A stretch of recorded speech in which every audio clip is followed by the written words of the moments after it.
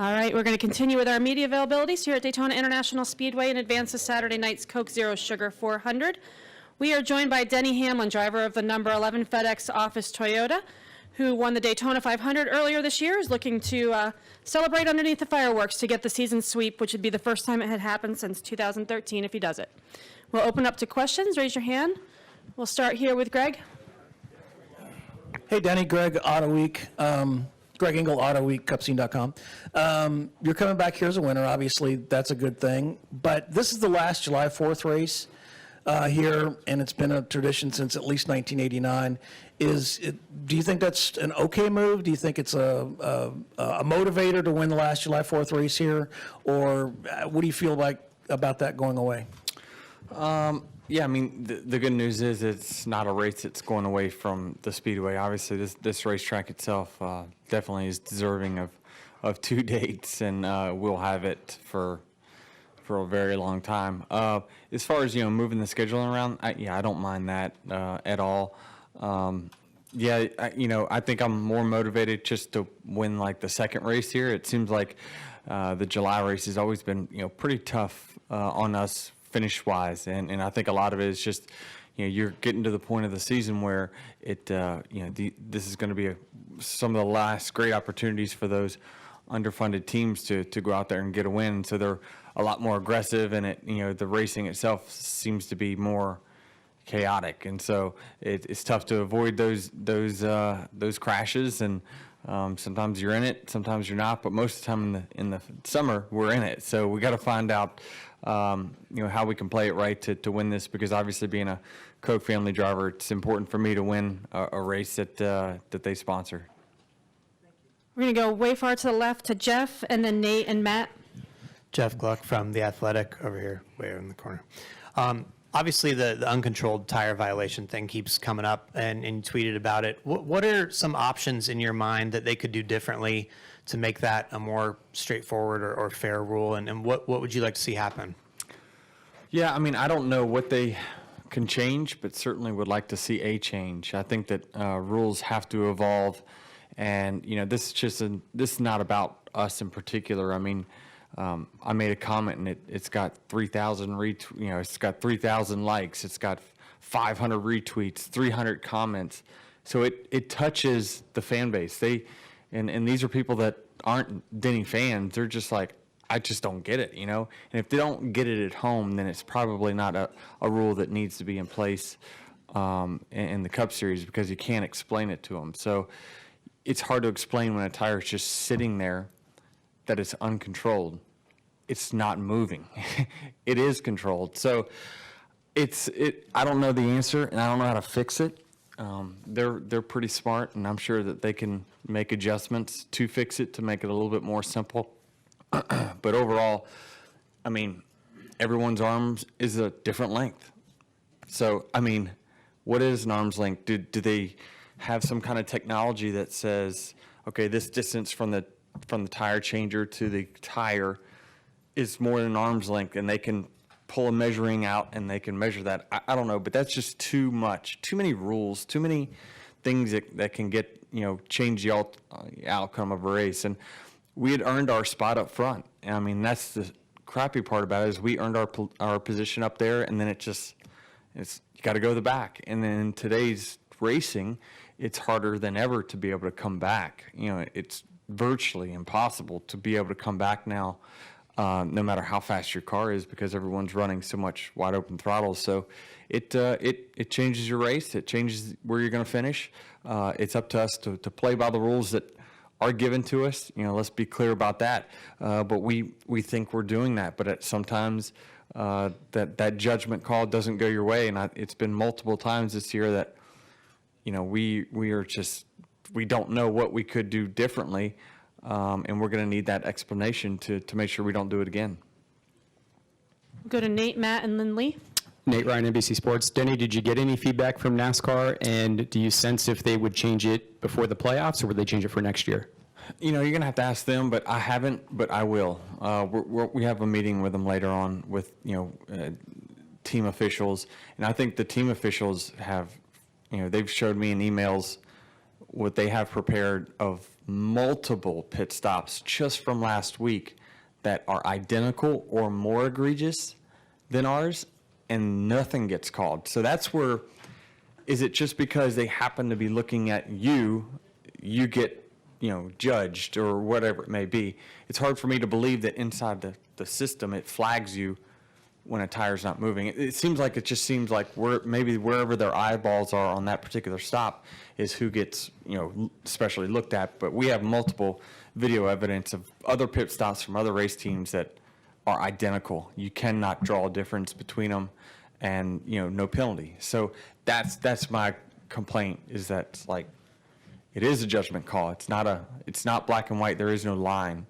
That the tire's not on. It's not a line that gets crossed. It is it looks like a little more than arm's length. So you'd like to see a change this year? Oh, for sure. I mean, it doesn't affect just us. I mean, there's of the top 10 teams, I'm sure most of them all had these penalties, and all have been like, what? It's not like their tires. I think an uncontrolled tire is a tire that just goes across pit road, and it's out of control like you've seen in years past. But certainly a tire sitting right there inside your pit box, stagnant, I'm not sure.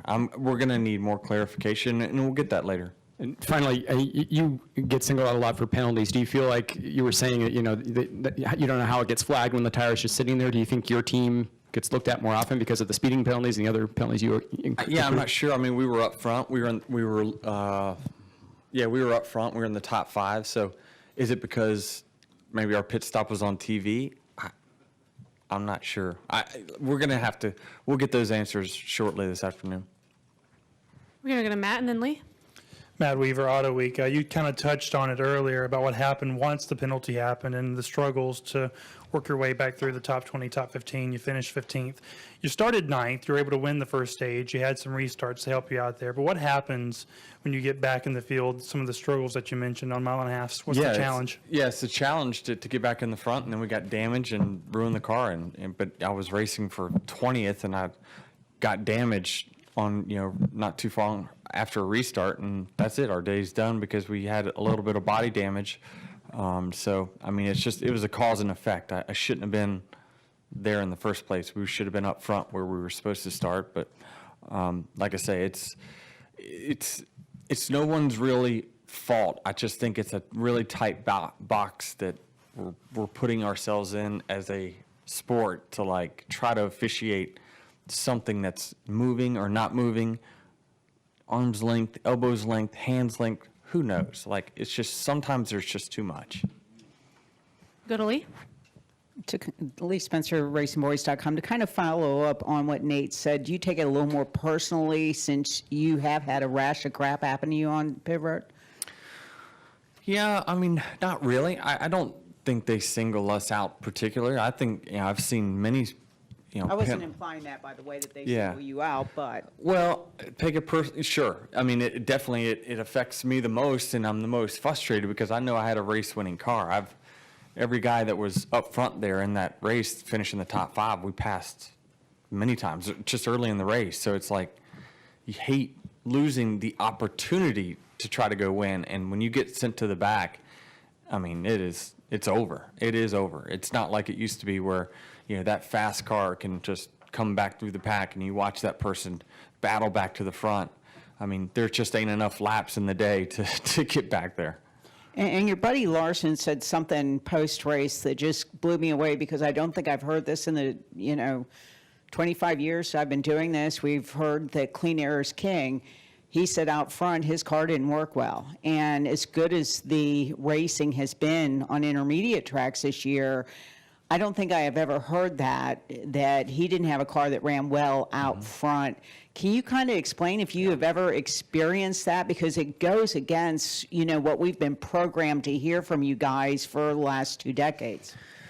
So, I mean, basically what I take out of that, and it's something that I could understand because we had a little bit of it as well, is when his car was out front, it appeared to be slow. When you were out front, you have all the drag. So his car was actually faster when it was behind somebody, and he was able to get a tow down the straightaway.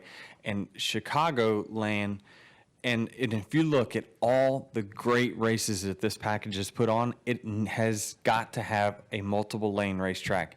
You cannot have a one lane racetrack and this package work. It just doesn't work. You have to be able to run a different line in the corner to then be able to use the draft on the straightaway. So that's why you saw Pocono was a huge challenge. Indy will be a tremendous challenge for this package, but we have great racetracks for it too. I mean, you know, like I said, I think the mile and a half definitely have been better this year. So it's just a matter of, can we move around to get out of that wake in the corners so we can make up the ground in the straightaways. And I think for him, the reason he's saying his car is not good out front is it must have been just too slow by itself. And I think he qualified not very good, which means it probably had more drag and it was slower. So he was struggling to hold off faster cars behind him. So what do you think we'll see at Kentucky? Kentucky will be a challenge. I mean, turn 3 in there is kind of a one-lane racetrack. It has widened out a little bit. You know, they when they kind of redid these tracks like Texas and they redid Kentucky, trying to make them different. Just because they're different doesn't mean it's better necessarily. You know, I don't know how much input they had from drivers, but you know, they try to make one corner a lot different than the next. And yeah, it's trendy, it's cool, but it's, you know, to put on the best racing, you've got to have a wide racetrack. And anytime it repaves, you're just not going to have a wide racetrack for really 10 years. We're going to come up front to Holly and then go in the back to Edgar. Holly Kane, the NASCAR Wire Service. Denny, what do you like about your chances to possibly sweep here, and why do you think it's been so unusual? I think it's only happened twice in the last 20 years, maybe longer than that even. I'm not looking at my stats, but for someone to win the Daytona 500 and then the second race as well. Well, the reason it's so hard is because you can't it's not about a fast car. It's not like you can hit on a setup at a racetrack and then sweep over the races. You see that a lot in a season, that whoever wins the first race at, call it Pocono or Martinsville or Richmond, they've won that race because they've hit a setup and their car's fast. So when they go back there, they use those notes and they're going to be fast again.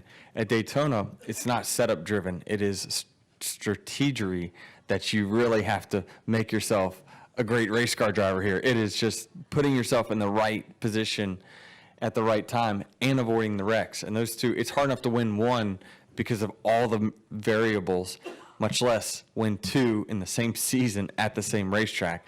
It's just, it's so hard to do. The odds are stacked so far against you, and that's why you see it just doesn't happen that often. Going to wrap up in the back with Edgar. Yeah, Edgar Thompson, the Orlando Sentinel. Eric Jones said it's a little frustrating being on a team where guys are piling up wins. How close do you feel he is, and what do you like just about his approach and his talent level?